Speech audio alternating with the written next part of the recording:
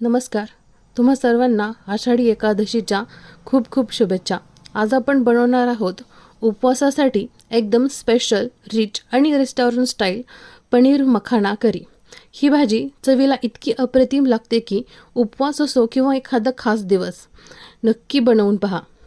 सुरुवातीला मी अर्धा बाउल मखाना आणि 15 ते 20 काजू कोमट पाण्यात भिजत ठेवले आहेत.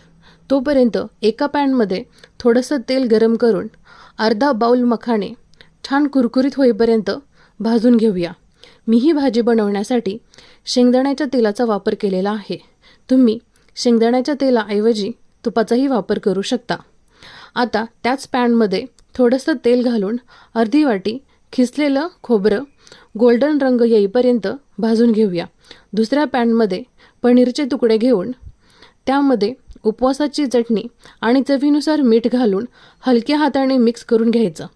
त्यामुळे पनीरला एक सुंदर तिखटसर कोटिंग येतं आणि प्रत्येक घास अधिक चविष्ट लागतो. आता भिजलेले मखाणे, काजू, भाजलेलं खोबरं आणि पाववाटी शेंगदाणे एकत्र करून अगदी बारीक स्मूथ पेस्ट तयार करून घ्यायची.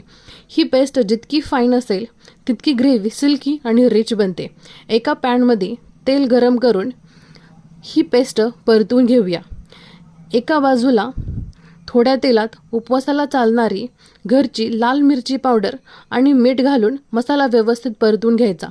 काजू आणि मखाणे असल्यामुळे हा मसाला पटकन तळाला लागू शकतो.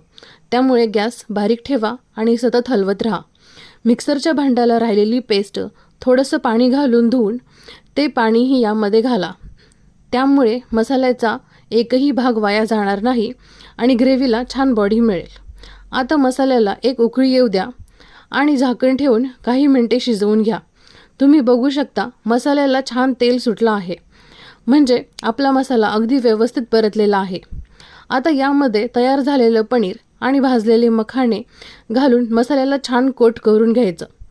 त्यानंतर आवश्यकतेनुसार पाणी घालून ग्रेव्हीची कन्सिस्टन्सी ॲडजस्ट करून घ्या.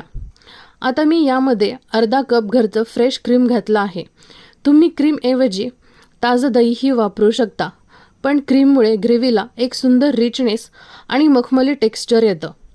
आता बघा किती सुंदर क्रीमी आणि परफेक्ट कन्सिस्टन्सी तयार झाली आहे. तुम्हाला आवडीनुसार ग्रेव्ही थोडी घट्ट किंवा पातळ ठेवू शकता.